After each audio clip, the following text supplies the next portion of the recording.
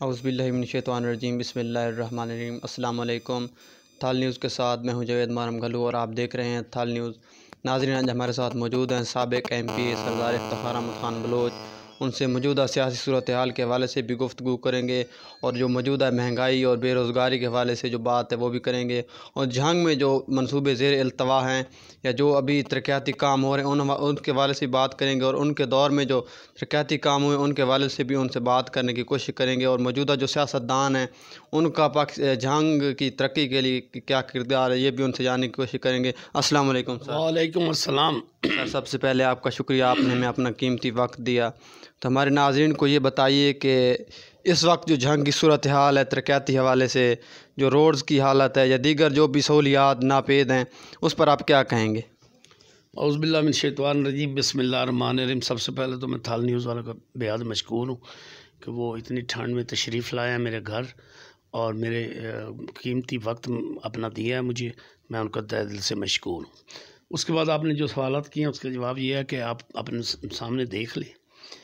मेरी समझ में जो मैं पिछली हुकूमत का भी हिस्सा रहा हूँ और इस वक्त देख रहा हूँ, मुझे ये नज़र आ रहा है कि जो मियाँ शहबाज शरीफ के दौर में आन गोइंग स्कीमें थी ना, जो चल रही थी, या जो दरमियान में या अपने इक़्तिदार के बाद छोड़ गए थे ना, अभी तक PTI उनको भी मुकम्मल नहीं कर पा रही।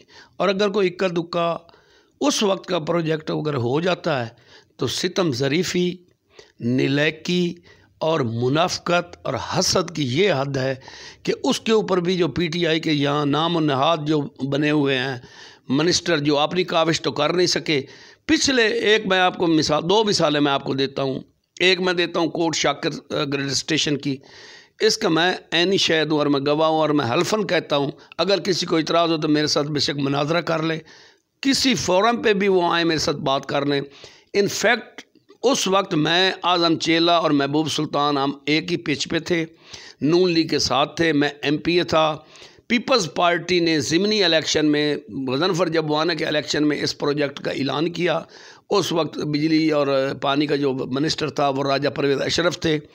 उन्होंने इसका बुनियाद रखी, यानी अनाउंसमेंट की और बुनियाद रखी। उसके बाद नजफ़ खान सियाल जो है वो बन गए MNA, नून लीग की हुकूमत आ गई, तो उस वक्त उन्होंने तमाम फंडिंग की और तामीरात तक जितना भी कंप्लीट उन्होंने किया है। फिर उसके बाद जो इसमें देर आई है, वो जब्बावाना साहब हैं जो मुशीर तो बने फिरते हैं लेकिन पता उनको भी नहीं है। इनफैक्ट ये लेट क्यों हुआ है वो मैं बताता हूँ। लेट इसलिए हुआ है कि छावनी वालों ने उनको करंट देने का से इनकार कर दिया। अपने किसी पॉइंट ऑफ व्यू से, दिफाई पॉइंट ऑफ व्यू से उन्होंने कहा कि इस हमारे ग्रेड से आपको हम करंट नहीं देंगे। उसके बाद सेकंड ऑप्शन के तौर पर बम्ब ग्रिड स्टेशन जो कादरपुर और मोड़ मंडी के करीब है, वहाँ से इनको वापडा वालों को बिजली लेनी पड़ी है, यानी ग्रिड से कनेक्शन लेना पड़ा है। इस वजह से लेट हुआ है। वो जब वान साहब भी फरमा रहे थे जी वो ये हो रहा पता उनको भी कख नहीं है। तो ना इसमें जब वाने का कोई रोल है। उस वक्त भी नजफ़ खान ने पीपल्स पार्टी से ये प्रोजेक्ट मांगा था और बाद में मुकम्मल उसमें ये जब वाना साहब जो फरमा रहे हैं कि इसमें हमारी काविश है, ये सफ़ेद झूठ है। और आज़म चेला जो कह रहा है वो तो बिल्कुल ही झूठा है, और वो इतना झूठा है कि लोटा सबसे बड़ा है।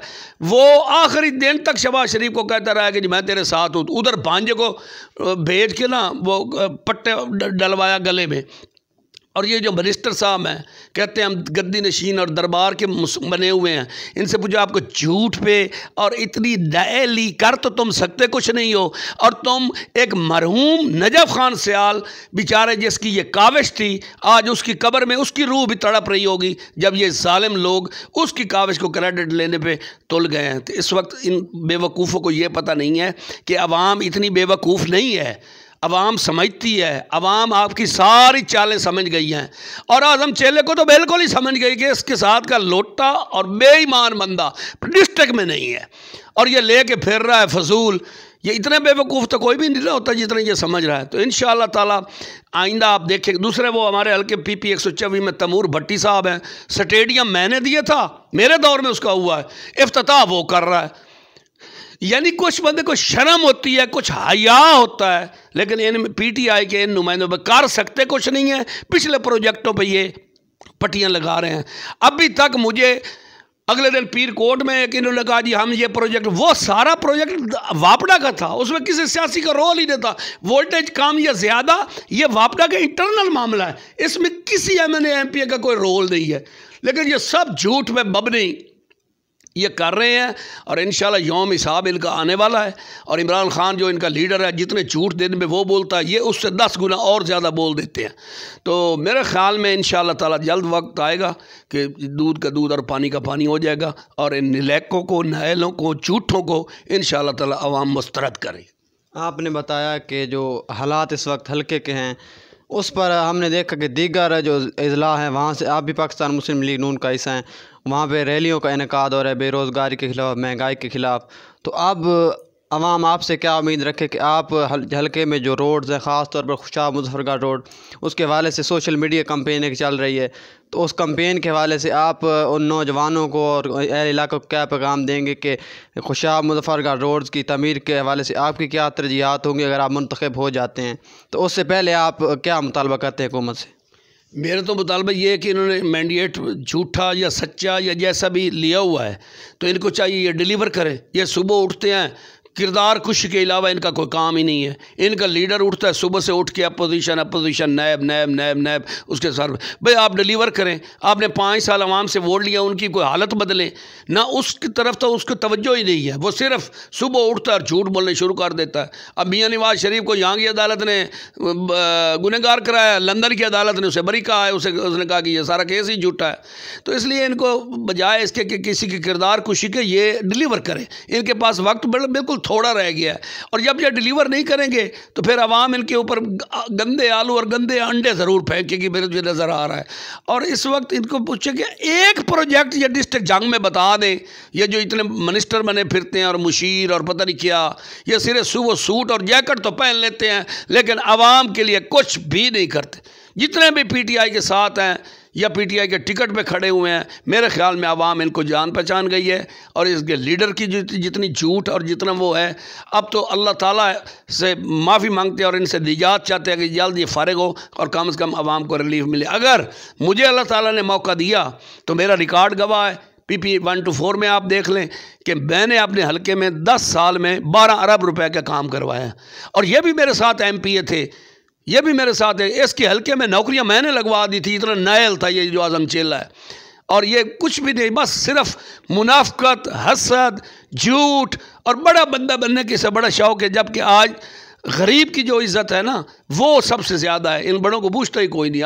तो इसलिए जब तक ये गरीब आवाम की इज़्ज़त नहीं करेंगे, लोगों की जो है वो पूरा नहीं करेंगे, तो अब आज़म चेला साहब वैसे पीटीआई का हिस्सा हैं, बैरिस्टर साहब के अंडर है, वो बैरिस्टर की पावर खुद एक्सरसाइज कर रहे हैं। तो मैं कहता मैं अपोजिशन में हूँ। अब तुम कहाँ अपोजिशन में हो? बैरिस्टर तेरे साथ खड़ा है, तुम कोई अपोजिशन में नहीं हो। किसी ने ये बात नहीं माननी तो कि तुम अपोजिशन में हो। दूसरा है जी वो आज़ाद वान के पीटीआई में गया, भाई तुम एडवाइज़र हो। वो कहता है जी मेरे ऊपर बैरिस्टर के खिलाफ। अगर तू ऐसा एल नहीं है, अगर तू ऐसा एल नहीं है तो फिर बना क्यों है कि तू अपने हल्के का दिफा भी नहीं कर सकता या अपने तू इस्तकाक भी पूरा नहीं अवेल कर सकता, तो फिर बनने का क्या फ़ायदा। इसी तरह वो तमूर भट्टी साहब है, वो स्टेडियम पे, मेरे बने हुए स्टेडियम पे ठोक उन्होंने इफ्तिताह किया। तो ये सारे के बेवकूफ़, जाहिल, और मतलब ये अवाम से ये बातें छुप सकती है या कोई छुपा सकता है? मीडिया का दौर है, आज तो कोई बात से नहीं छुपती। ये अभी तक वो पुरानी रवायती सियासत में लगे हुए हैं। मेरे मौला ने मुझे चांस दिया तो मैं इलाके की तकदीर बदल दूंगा। मैं बातें कम करता हूँ और करके ज़्यादा दिखाता हूँ और इंशाअल्लाह ताला आप देखेंगे कि ये मुजफ्फरगढ़ रोड, खुशाब रोड, मैं अपने इलाके में अपने डिस्ट्रिक्ट की हालत ना बदलूँ तो मैं काम ही छोड़ दूँ। मैं इनकी तरह वो नहीं हूँ कि भाई करूँ भी ना और चिपटा रहूँ। मैं ना कर सका, मैं रिज़ाइन दे के घर चला जाऊँ। अदरवाइज़ मैं हर सूरत इस जंग की तकदीर और NA 114, PP 130, PP 129, PP 125 और PP 124 इसकी मैं इंशाल्लाह हालत बदल दूँ। खान साहब, एक बहुत बड़ा मसला है थल के लोगों के, ख़ास तौर पर वहाँ पे जो लोग मकामी जो किसान हैं उनकी जो ज़मीनें हैं दीगर लोगों को अलाट की जा रही हैं, वो भी मसला सुप्रीम कोर्ट ऑफ पाकिस्तान में ज़ेर अल्तवा है। तो अगर आप मुंतखब हो जाते हैं तो थल वालों के लिए ख़ास तौर पर इस जो है उनकी अराज़ी है उस पर आपका क्या रद्द अमल होगा और उस पर आप क्या उनके लिए क्या करेंगे? सुप्रीम कोर्ट का जो मसला वो अदालत का मसला है, वो अदालत जो फैसला करेगी वो मेरे सारा आँखों पे होगा। ये जो पीछे बदमाशी आज़म चेले के वो बेनोई ने बनाई रखी थी, वो जो कौन था, खाकवानी या कौन, और जो ये अब बनी हुई है, मैं वादा करता हूँ कि ये मैं नहीं होने दूँगा, चाहे मुझे कुछ भी करना पड़े, चाहे मुझे जर्नैल के पास भी जाना पड़े, मैं जाऊंगा।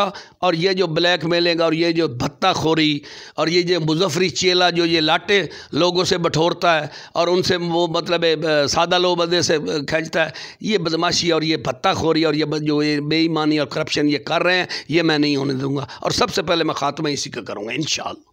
हल्का की आवाम और बिलखुसूस अपने वोटर्स को क्या पैगाम देंगे कि वो उनके लिए क्या आपके जो आने वाला इंतखाबात हैं उस हवाले से क्या पैगाम देंगे अपने वोटर्स को? मैं ये पैगाम दूंगा कि आप उन लोगों को पहचानें जिन्होंने 10-10 पार्टियां बदली हैं, जो अपनी पार्टी के साथ लायल नहीं है और वो अपने मफाद की खातिर 1 मिनट लगाता है वफादारी तब्दील करते हुए। ज़िमनी इलेक्शन में ये तहसील शहबाज शरीफ ने दे दी थी, ये अब कहता है मैं बानी तहसील हूँ। भाई तू क्या चीज़ है? तुम तो शहबाज शरीफ के जूते चाटते रहे हो और आखिरी वक्त में तुम उसको छोड़ गए हो।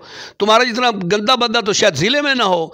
इसलिए मैं कहता हूँ कि आवाम पहचाने जो बंदे पार्टी तब्दील करते हैं, वो उनका ज़मीर मुर्दा होता है, वो मुर्दे ज़मीर वाला आवाम के साथ कैसे बेहतर रवैया कर सकता है। तो उनको पहचान करनी चाहिए। जो बंदा वर्कर हो, जो लोग आपकी खुशी, गमी, इज़्ज़त या मुश्किल वक्त में आपके साथ खड़ा हो, चाहे मेरा मुखालिफ भी हो, आप उसे दे। जो आपको जानता नहीं है, पहचानता भी नहीं है, फ़लाँ चेले के कहने पे हमने दे दिया, फ़लाँ जब वो वाने के भाई वोट का अपना एक हक़ है।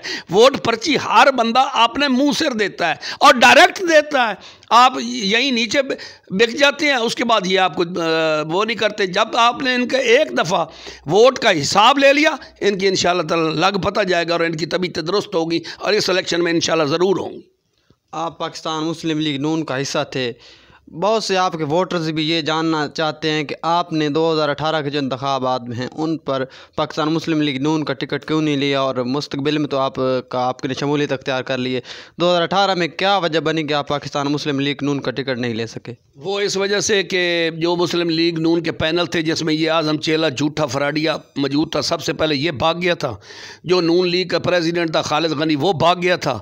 मेरे पास कोई पैनल ही नून लीग का बाकी नहीं बचा था। मेरी बेटी बाहर से पढ़ के आई थी तो उसने कहा बाबा मैंने आज़ाद लड़ना है। तो मैंने कहा कोई बात नहीं, मैं नून लीग का हिस्सा हूँ और फिर भी अब भी मेरी बेटी लड़ेगी नेक्स्ट इलेक्शन तो नून पे लड़ेगी।